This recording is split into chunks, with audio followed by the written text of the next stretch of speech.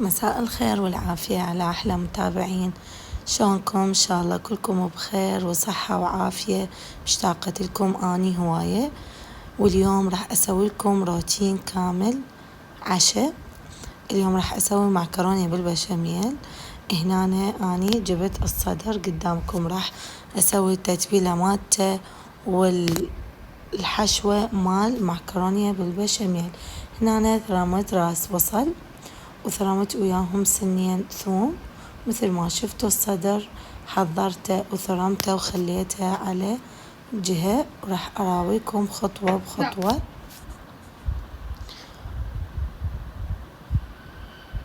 وهنا جبت الطاوة وخليتها، وراح أخلي زيت النباتي، وراح أضيف إلى البصل اللي ثرمناه ويا الثوم. هنا حيرة، أكيد تحيرون بالعشاء، فلازم يوم واحد يسوي مشويات يوم تقلى، فقررت قلت راح أسوي لكم معكرونة بالبشاميل. فهنا ضفت الصدر والثوم والبصل، ورا ما ذب المي مالته وانسلق فار نهائيا تماما، جيت ضفت عليه البصل الفلفل، وراح أخلي الطماطة عليه، أنص العين، وبعدين ورا ما شوية أشوفهم انحمسوا أجي أضيف البهارات. هنا خليت ثوم مطحون، وخليت وزنجبيل مطحون هم حطيت، وفلفل أسود، وبهارات دجاج انتو اللي تحبون، يا بهارات تخلون، اكو بهارات ينخلن واكو لا. وهنا خليت 7 بهار، وخليت كزبرة، وخليتهم كلهم ينحمسون سوا. راح اخليهم على نار هادئة واعوفهم. هنا عندي فار المي مال المعكرونة، ضفت المعكرونة، خليت للمي ملح، وخليت زيت وقطعة ماجي وكمون، وخليته لحد ما فار. ورا ما فار مثل ما شفتوا ضفت إلى المعكرونة. وهنا ورا ما انحمس كله بالبهارات، خير شي ضفت الملح اختياركم انتو. هنا لازم نحط خاشوقة مال أكل من المعجون، وضفت عليهم مي، يعني مي شي قليل عم يذوب لنا المعجون، وراح أخليه على نار هادئة. وهنا راح نسوي أنا وياكم البشاميل مال المعكرونة. تمام، راح احتاج هنا زبد وجبن وماجي، فلفل أسود وكمون. وهنا ورا ما صارت المعكرونة راح أصفيها، بيت المي مالتها، وراح أصفيها وخليها على صفحة لحد ما أكمل البشاميل، بعدين نشتغل بيها. ولازم نحتاج مي بارد يكون، ما يصير مي حار، ونحط وياه حليب طوز أو عندكم حليب سائل بارد هم عادي يصير.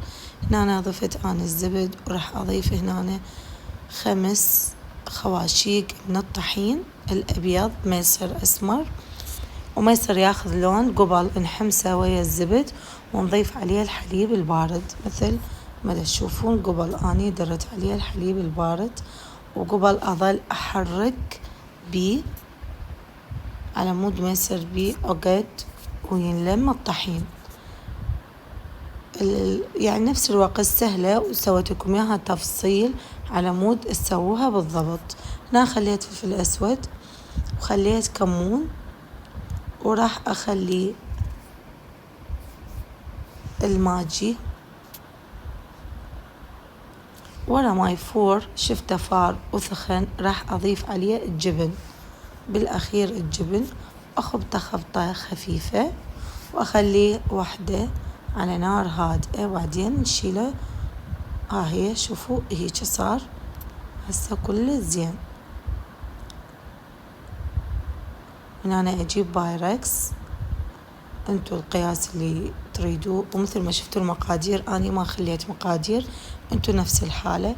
إذا تريدون تسوون أقل من البشاميل اللي سويته تنقصون بس من الطحين. أما الحليب تستخدمون لتر واحد من الحليب، أو عندكم حليب طوز، أو مثل ما قلت لكم حليب سائل وبارد، لازم يكون بارد ما يصير حار. وهنا أنا ضفت المعكرونة وخليت فوقها البشاميل، وراح أدير الخلطة مالتنا اللي سويتها وياكم. ريحة البهارات تخبل، وفوقها راح أخلي المعكرونية.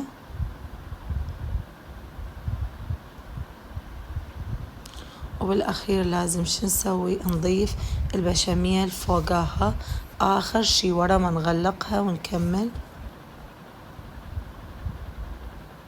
وراح أخلي أخير شي هو الجبن، ونحطها بالفرن تاكل عندنا الوقت.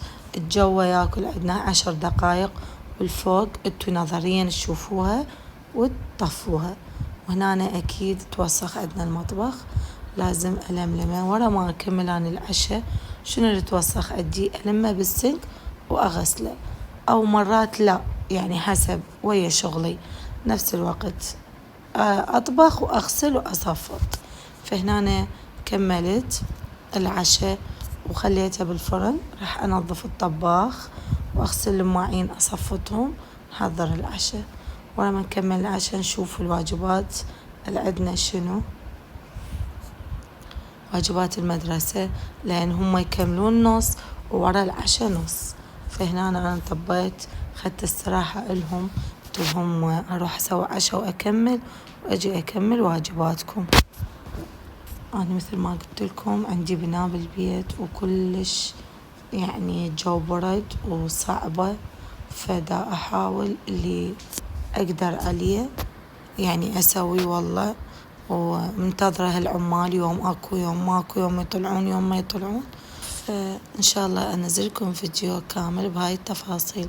وهنا خلصنا العشاء مالتنا، وهاي المعكرونة، وإن شاء الله تعجبكم. لا تنسوني باللايك، اشتراك بالقناة وتفعيل الجرس، ومع السلامة.